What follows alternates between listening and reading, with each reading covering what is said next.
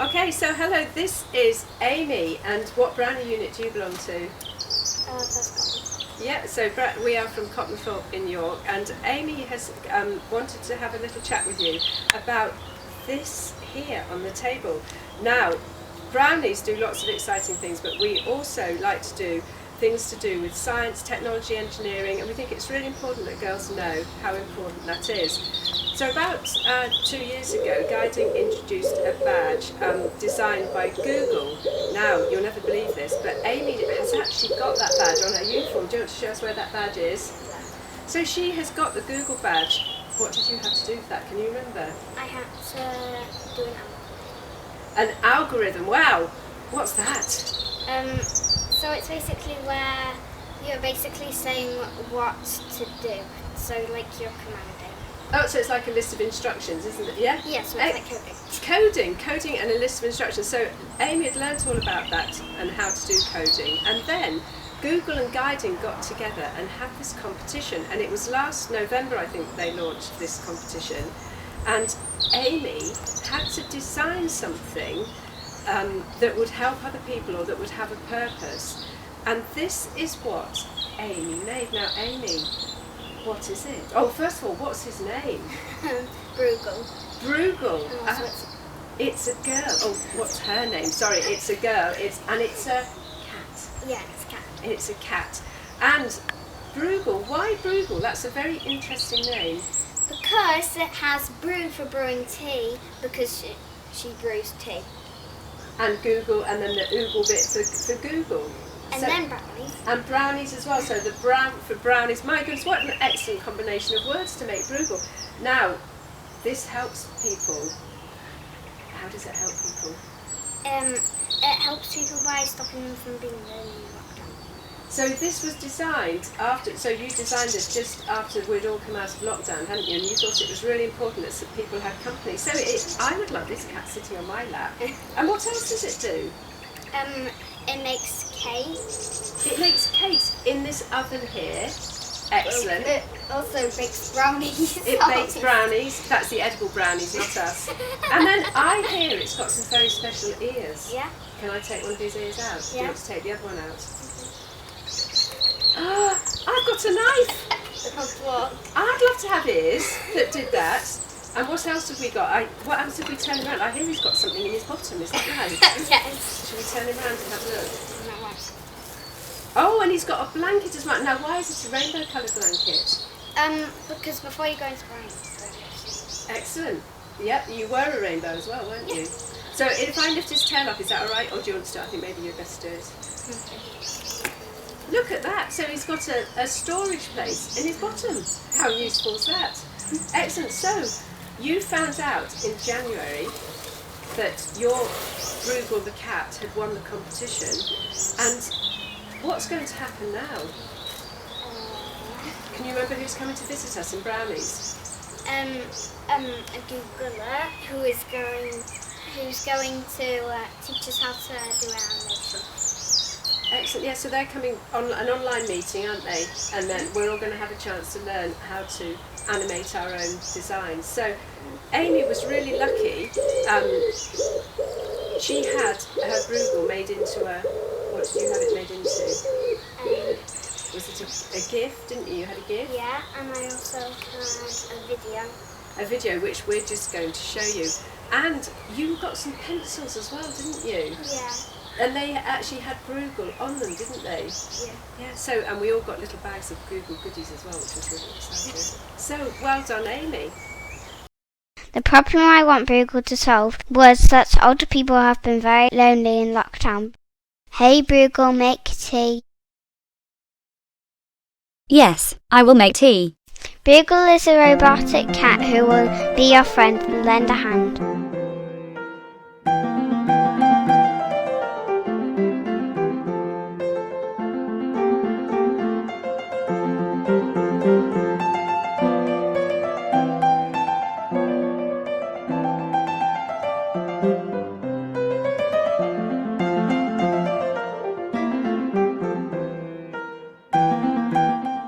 Would you like milk? Yes, please. Would you like sugar? No, thanks.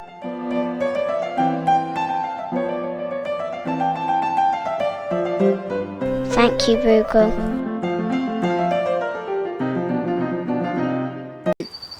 Okay, so we've learnt all about Amy's Broogle that was animated.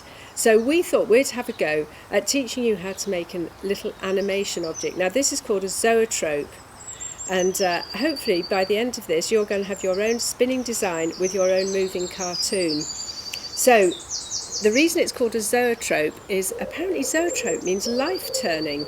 So you will see your life turning before your eyes, hopefully. So what you need is a paper plate, or if you can also use, if you've got an old CD, not your best music one, but just an old CD that no one uses anymore. So the first thing you need to do is to make a hole, if you're using a paper plate, in the middle of the paper plate.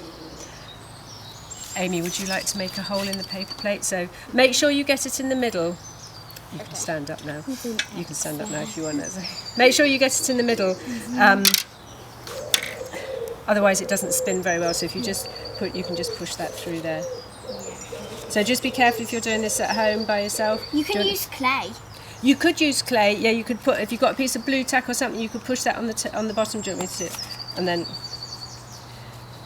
Okay, so once you've got a hole in your paper plate, so what we need to do is to then stick that pencil into our plate, and that is going to be our spinning. So do you want to push that pencil through just a little bit? Just turn the pencil very gently, push it up a bit more so it's all the way through. Well done. And then we just need a few bits of sellotape to see if we can hold that in position. Do you want to just wrap the sellotape around the top? Make sure it's stuck down. Let's put I guess you don't want to use your favourite pencil. No, don't use your favourite pencil. So don't use your Broogle pencil if you happen to have one for doing this. That was, hold the, do you want to hold that a minute? You need to make sure it's nice and secure. And maybe we'll just put a bit on the bottom as well, make sure it doesn't slip through.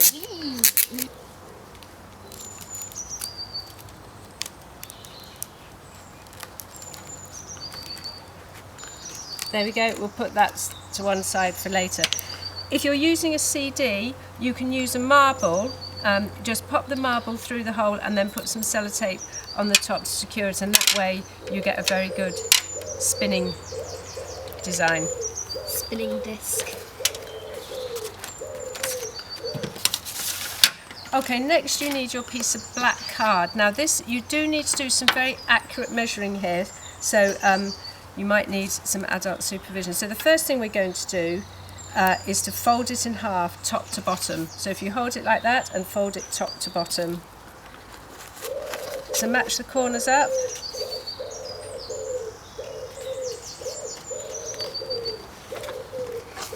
Well done.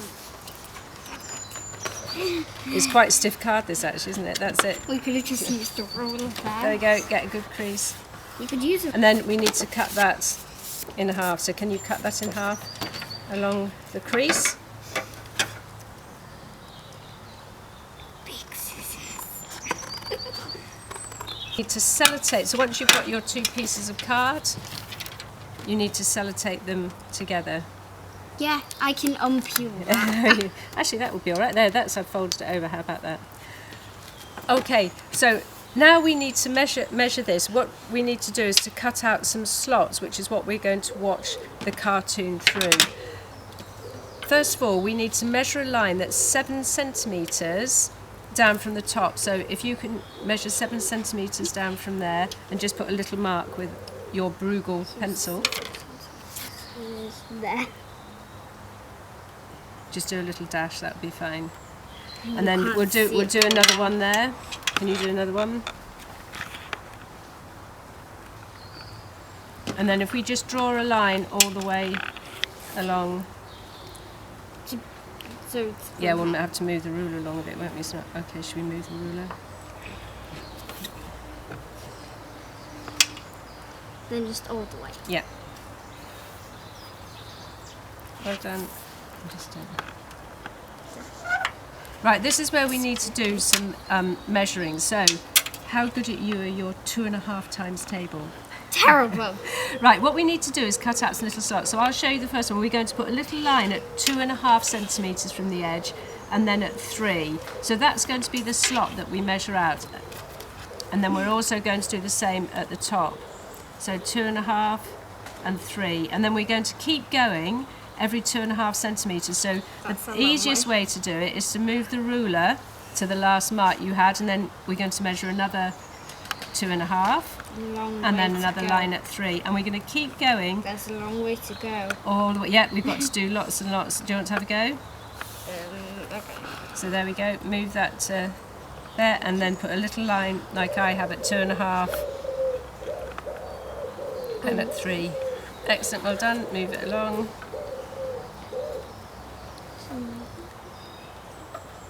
Well done. I'm not sure. I think we probably get 2.5. Can you see? This ruler's a bit dark, actually, isn't it? Oh no, that's 2, not 2.5. Okay, so once you've got all your marks, what you can do with your scissors, I've got some quite long bladed scissors, so you just need to chop down to a straight line there and there. Just straight down cut to the marks that you made. So it should look like this. You should have the... So it's a bit like a wavy dress. Yeah, I suppose it is really, yes. Do you want to have a go? So just one straight cut, line it up first, where the tip. Excellent, and stop at the line. Perfect. Okay. Okay, once you've cut all your strips down, what you need to do is just fold them and just snip them out like that, so you're going to get lots But of only gaps. the small ones, not the big ones. Yeah, only the small ones. Well, yeah, that's very good. Only the small ones. You're only cutting out the small ones. So if you cut out the big ones, then I don't know if it's going to work. Yeah, I think you'd see there'd be too big a gap, wouldn't there? Okay, so once you've got your piece of card with all the bits cut out, what you need to do is put it round in your plate. Oh, actually, let's just... Do you know, we are going to have to put some sellotape on the other side there. Okay, so once you have your piece of card with all the bits cut out, what we need to do is to secure that to the plate. So we're just going to curve it round like this. So do you want to hold that, Amy? So it looks a bit like a top of a castle. Oh, it looks a bit like a top hat, doesn't it? It does look a bit like the top of a castle. I know where you say it, but yeah, or a top hat. Or a crown. Or a crown, yeah.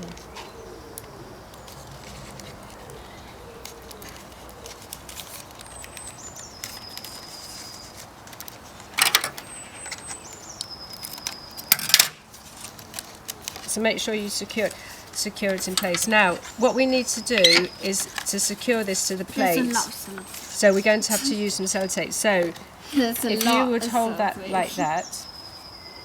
Now, if you're doing it on the CD, what you need to do is wrap the piece. You need to make your card the right. Okay, we're on. Okay, so once you've made your black card into a circle and secured it at the join, we now need to attach that to our plate. So if you've got some double-sided sellotape, that would be good, but you can just use ordinary sellotape if you just secure it in a couple of places. And again, try and make sure it's central. So it doesn't need to be stuck all the way down, it just needs to be quite secure so that when you spin it... You could try turning it upside down. That's a good bit like when you make meringues. Go on then, try it. Oh, well that's okay. Can you spin it? Yeah. Can you spin it the other way up? Yes. Okay, so we have our black card secured to our plate. So now we need to make a strip of paper which is going to go inside here. So this is the white paper that we're going to draw our cartoons on. So what we're going to do is just measure a strip of paper that's 7 centimetres deep. So we're just going to put a measurement there and there, like we did before, a straight line across. We'll just cut the strip off. So do you want to cut that strip off? Okay. So we just need a strip of paper that's 7 centimetres deep, and we'll have to do a second strip Yeah, you need to make sure it's not too deep because it needs to be shallower than it mustn't come up above the level of those slots. So there we go. You can cut that one out as well. We need this bit. Yeah. This bit's small. I think that's a bit small. Yeah, that bit's small, isn't it? So once you've got your 2 strips of white paper, we're going to join them together. Like. Hold on. I say we're going to join them together end to end. Do we not need this bit? No, we don't need that bit.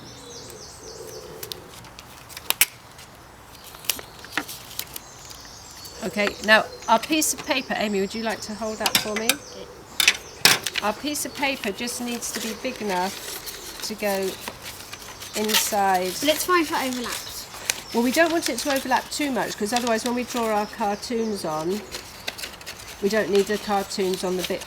Like, try to at least overlap it about 2 times. Yeah, so if we just cut it off so it's just overlapped by a small amount. Okay, well done. Excellent, thank you. So here's our strip of paper. Now, this strip of paper is going to have our cartoon on. So we need to draw. So we need to do a cartoon. Now, we need to try and get... Oh, so we don't draw on the sellotape, good idea. We need to try and get about 12 different moving cartoons, okay? So we need to try and do... I've just done simple people, and the people need to be in a different position each time. Now, I'm not a great artist, so you can just do stick people, but if you go over them with black pen so that they really stick out, and you can make them, rather than just sticks, you can make them as if they've got a little bit of shape to them. Yeah, so you could like do it with a pencil so you don't get anything wrong, and then you can do it over with pen. Excellent idea, Amy. That is exactly what I did. I started with pencil and then I went over it. So the person needs to be, he can be standing like this to begin with, and then the next time he needs to be moving, and then he can have his arms up. I could just or be his legs up. jumping. Yeah, so this is an example of one that I've done. So can you see that quite clearly or not? So you can see we've actually got to move. So if you actually try and make the person a little bit more solid rather than just a stick, and you can move his head as well. That one doesn't have 2 legs. I know, because he's standing with his legs together, you see. Oh, That's like it. And then he takes a step forward. So you can have a go at designing your own people. So have about 12 equally spaced along here. Depends how big your drawings are. Try and make them quite big. Don't make them really small. They need to be about the height of the paper, or in the middle of the paper. Yeah, because you don't want to waste all paper. Otherwise, I don't think you'll see them very well. So they need to be about the size that I've done, and try and keep them at the same height. Unless, of course, you want them jumping up. You can have them jumping up or jumping down. So you can see that I think these solid people work a lot better than the stick people. But those are just some ideas of what you can do. So, do some hair. You could do the hair. Actually, the hair would be good because that would be moving, wouldn't it? When they ran, it would be all behind them and everything. So this is the moment of truth. So Amy, if you'd like to hold that. And then what you need to do is fold this up so that the drawings are on the inside. Oh, I think I've seen one of these before. Zoe has one. Okay, so should we just tip that? So can you see inside we have got our drawings. Now where's the start? So We need to start what with you the need to start. do now is spin it and look through the gaps. What do you think? Can you see him moving? Yeah. You could make loads, and then you could put them in different ones. Yeah, so if you look through the gaps and you can actually see them. You could sellotape it on if you really wanted to, if you loved your drawings. Or you could just do more than one and keep changing it. So if you've done it on there, then when you spin it, I think it actually spins by itself, which is perfect. So you have your own moving animation. What do you think? You could have done a cat, couldn't you? You could do anything. And if you look online, there are some cartoons that you can download of horses racing and things like that. But stick people are a bit easier to draw. So have fun. Like your favourite thing. Yeah, as long as it moves, different position each time. So have fun making your zoetrope, everybody.